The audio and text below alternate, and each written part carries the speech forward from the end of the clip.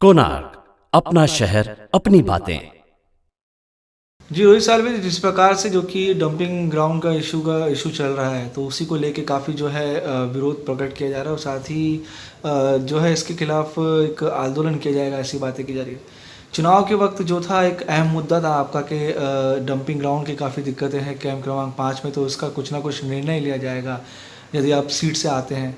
लेकिन आपने जो है चुनाव में काफ़ी अच्छा प्रदर्शन किया, दूसरे स्थान पर थे आप, जो कि लीड लेने वाले थे। तो अब जो ये मुद्दा है, इसको किस तरीके से आप देते ताकि राहत लोगों को मिल सके? देखिए, जहाँ तक मैं जानता हूँ, क्योंकि जैसा आपने कहा कि आने वाले ये जो अभी जो विधानसभा के इलेक्शंस हुए, उस विधानसभा इलेक्शन में मैं भी कैंडिडेट था कांग्रेस, राष्ट्रवादी कांग्रेस की तरफ से। तो जब ये इलेक्शन की प्रिपरेशन में हम लोग इतने एक साल से जो एक प्रमुख मुद्दा है वो 4 नंबर और 5 नंबर का था, वो एक डंपिंग ग्राउंड का इशू था। और भी मुद्दे थे, लेकिन प्रमुख जो मेन मुद्दा था वो डंपिंग ग्राउंड का था।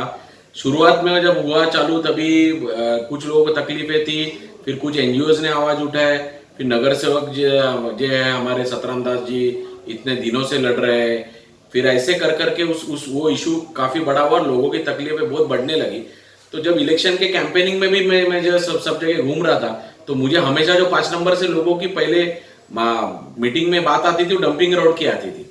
अभी बात अलग है कि समझो मैं चुन के नहीं आया, लेकिन इलेक्शन में मैंने भी यही उनको आश्वासन दिया था कि अगर मैं चुन के आता हूं तो डंपिंग ग्राउंड के इशू पे प्रायोरिटी पे मैं उस पर वर्क करूंगा, और जो कोई भी गवर्नमेंट से फॉलोअप लेके, म्यूनसिपैलिटी से लेके उसको हम लोग करेंगे। लेकिन आप देख रहे हैं कि मेरे ख्याल से अक्टूबर में इलेक्शन हुई, अभी जुलाई ऑलमोस्ट 10 महीने हो गए, इस बारे में अभी तक कोई भी चीजें आगे गई नहीं है। हम लोग, मैं रहूंगा, मेरी माताजी नगर सेविका अंजलि साळवे, मैं या कांग्रेस पार्टी की तरफ से जब से ये इशू चालू है तब से हम लोग पूरी तरह से हमेशा समर्थन में रहे हैं।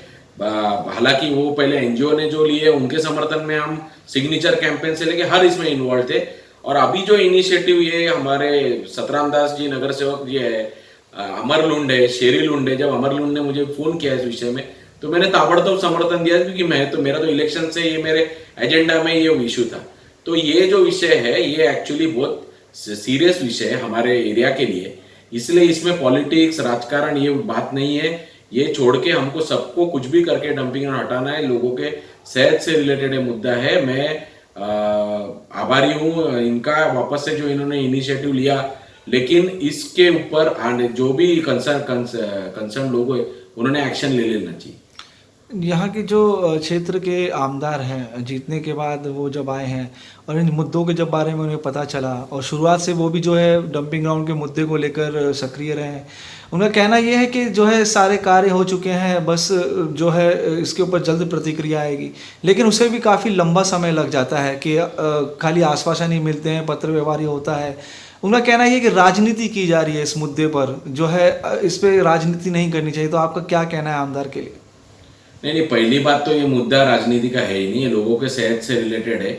हालांकि ये बात सही है कि हर शहर में डंपिंग ग्राउंड एक इशू है, लेकिन ये इशू कोई अभी नहीं हुआ है, ये इतने सालों से, मेरे ख्याल से 3 या 4 साल तो हो गए कम से कम जब से डंपिंग ग्राउंड चालू हुआ है।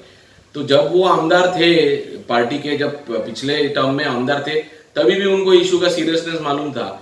उन्होंने उनके लेवल पे, क्योंकि वो विधानसभा में जुड़े हुए, मेरे ख्याल से हमारे ज्योति भाभी ने हाउस में आवाज उठाया था, तो ये भी हाउस में थे, स्टेट गवर्नमेंट से रिलेटेड है, सिर्फ नगर पालिका से रिलेटेड नहीं है। तो इन्होंने वो टाइम आवाज उठाना चाहिए था। और सबसे बड़ी बात है कि इलेक्शन में भले हम एक दूसरे के प्रतिस्पर्धी थे, लेकिन मेरे भी एजेंडा में ये था कि डंपिंग ग्राउंड में आने के बाद उस पर वर्क करूंगा, और उनके भी एजेंडा में था। उन्होंने भी लोगों को 4 नंबर 5 नंबर आश्वासन दिए। 4 नंबर 5 नंबर के लोगों ने उन्हें अच्छे वोटिंग दी है इस मुद्दे पे। तो इलेक्शन होने के बाद में उन्होंने आज इस विषय के ऊपर वर्क करना बहुत जरूरी था। लेकिन ये दुर्भाग्य की बात है, भले वो आमदार आज हम लोग आघाड़ी में साथ में है, लेकिन मैं पहले ही बोला हूँ ये पार्टी का विषय नहीं। आप देख रहे सभी पार्टी के लोग उठा रहे, क्योंकि हमारे शहर से रिलेटेड है। लेकिन एक तरफ से 4 नंबर 5 नंबर को पूरी तरह उनका किसी भी विषय पे ध्यान नहीं है, ऐसे ही इलेक्शन के बाद नजर आ रहा है। डंपिंग का इशू रहेगा, एमएससीबी के इशू रहेंगे। तो ये मतलब अगर आप पहले के 5 साल आपके पास थे, अभी और 1 साल हो गया है, कोई भी मूवमेंट नहीं है। क्या मूवमेंट हुई है अभी तक बताइए? कोई मूवमेंट अगर उसमें है, कोई लैंड एक्विजिशन हो गया है, बस प्रोसेस चालू है, तो उतना पेशेंस लोग हम लोग रख सकते हैं। लेकिन कोई मोमेंट ही नहीं। इसने फाइनली अगर आमदार कौन से पार्टी का भी इंपॉर्टेंट नहीं है, वो भी लोक प्रतिनिधि है। अभी हम तो सर्वसामान्य जनता है, मेरी माँ नगर सेवक है, हम नगर पालिका में आवाज उठा सकते हैं, लेकिन हाउस में तो उनको आवाज उठाना है। तो उन्होंने इसके ऊपर वर्क करना चाहिए था। और अभी क्या करेंगे वो जनता देखे। जनता ने उनको इतने मतदान 4 नंबर 5 नंबर के लोगों ने इतनी भारी मतदान उनको दिया है।